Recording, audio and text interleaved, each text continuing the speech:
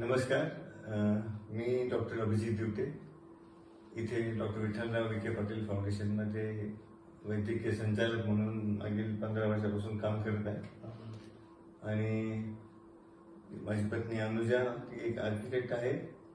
माझी मोठी मुलगी अवनी ही आता 10वीला गेली आहे आणि हा मुलगा देव हा 5वीला आहे.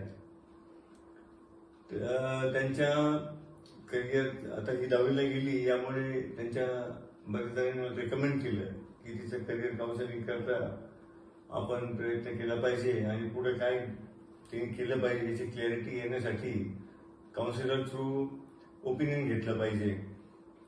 म्हणून आमचे मित्र डॉक्टर गावाने यांच्या थ्रू दिनेशजींचा आमचा परिचय झाला आणि त्यांच्याकडनं मी प्रथमतः अवनीचं आणि त्यानंतर देवचं DMIT टेस्ट थ्रू आणि सायकोमेट्रिक अनालिसिस थ्रू काउन्सिलिंग करून घेतलं.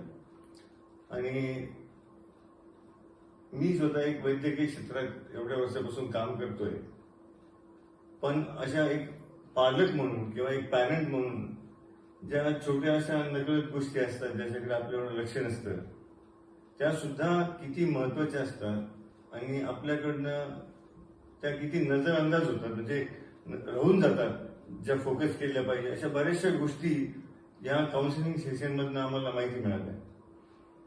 विशेषतः अवनीच्या बाबतीत ती 10वीला आहे की कोणती एरिया आहे ज्यामध्ये तिने फोकस केलं पाहिजे किंवा तिचे कोणते स्किल्स आहे जे जास्त शार्पन केले पाहिजे आपण, ते त्यांनी प्रॉपरली फोकस सांगितले, अनालाइज करून सांगितले. आणि त्याचा फार फायदा आता होताना दिसतो. मागील 15 दिवसापासून आम्ही तिला त्या गोष्टी टार्गेट करायला सांगितल्या आहेत आणि डेफिनेटली त्याचं इम्प्रूव्हमेंट आम्ही बघतोय. आणि तिचाच आधार घेत हा तशी 5वीला आहे आणि मग तो वेळ का वाया घालवायचा की कारण की आता आम्हाला त्यांची भेट ही 10वीला असताना झाली.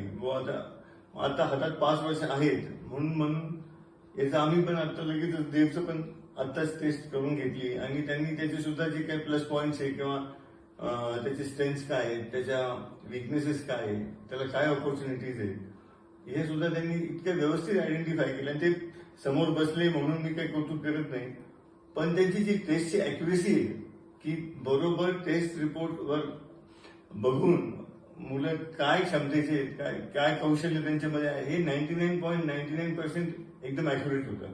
म्हणजे हिच्या काय स्किल्स आहे, हिचा कोणत्या स्ट्रेंथ्स आहे, तिचे विकनेसेस काय आहे, किंवा हा काय करू शकतो, याचे लेझिनेस काय आहे, हा याचे स्किल्स काय, हे त्यांनी इतकं परफेक्टली सांगितलं की वी बोथ वेर शॉक्ड. आणि याच्यामुळं आम्हाला तो कॉन्फिडन्स आला की येस, म्हणजे जर तुम्ही आयडेंटिफाय करू शकता तर यू कॅन डेफिनेटली गाईड. आणि या गोष्टी कळाल्याने किंवा आज त्यांनी जे काय हायलाइट केलं ते डेफिनेटली एक पथदर्शक आहेत. म्हणजे आपण काय म्हणूया त्याला की डिस्ट्रॅक्टेड असतो किंवा डिसओरिएंटेड असतो, आपण कन्फ्युज असतो, कारण की भरपूर लोक भेटतील आपल्याला आपल्या बाजूच्या एन्व्हायरमेंटमध्ये. 4 लोक हा करतोय, तो हे करतोय, हा तो करतोय, मग आपण कन्फ्युज होतो तो पालक म्हणून. पण हे इतकं फोकस काउन्सिलिंग त्यांनी केलंय की ज्याचा फायदा निश्चित आहे. आणि बेस्ड असं काही नाही की ते आपलं मोगम यांनी हे करावं त्यांनी ते करावं, सगळं based on the skills of the candidate. म्हणजे हिची काय स्किल्स आहे, यांनी कशात फोकस करावं, याची काय स्किल्स आहे, यांनी कशात फोकस करावं, अशा पद्धतीचं काउन्सिलिंग त्यांनी केलंय. आणि ज्यांनी मी तुम्हाला तेच म्हटलं की उशीर झाला हिच्या बाबतीत आम्हाला बोललं की ती 10thला असताना दिनेशजी आपली भेट झाली. पण देवच्या बाबतीत आम्ही लकी आहोत किंवा तो 5वीला गेलाय आता आणि 10वी पर्यंत जाईपर्यंत किंवा अजून 12वीला 7 वर्ष आहे. आणि डेफिनेटली याचा फायदा लॉंग टर्म मध्ये होणार आहे. तर या व्हिडिओच्या माध्यमातून मी त्यांचे मनपूर्वक आभार मानतोच, पण जे पालक ज्यांचं काउन्सिलिंग बाकी आहे किंवा ज्यांनी हा उपक्रम केला नाही, मी त्यांना आवर्जून सांगू इच्छितो की त्यांनी डेफिनेटली या गोष्टींकडे लक्ष दिलं पाहिजे. आणि बऱ्याचशा गोष्टींमध्ये तुम्हाला स्वतः इम्प्रूव्हमेंट मिळेल. आणि एक आपण म्हणूया गोल फोकस्ड प्रोग्राम आपल्याला एक पथदर्शक हा उपक्रम आहे आणि मी यासाठी स्ट्रॉंगली रेकमेंड करतो.